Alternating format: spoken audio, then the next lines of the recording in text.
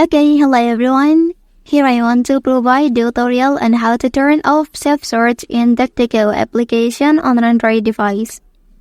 Well, understanding how to turn off Safe Search in DuckDuckGo application gives you control over the type of search result you receive.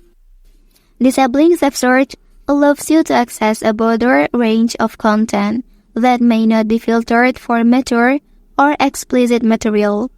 This can be useful for conducting research or accessing information that may be restricted by Safe Search filters. So let's go to the tutorial.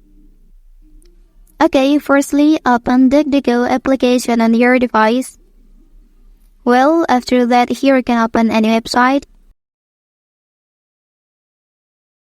And then look for this icon and tap on it.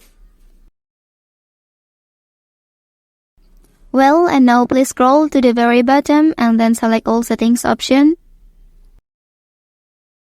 Okay, after that, click the down arrow next to Safe Search option, and then you can activate off option here. Well, that's the tutorial on how to turn off Safe Search in DuckDuckGo application on an Android device. If you are helped by this video, don't forget to like and subscribe to get other information from this channel. Thank you.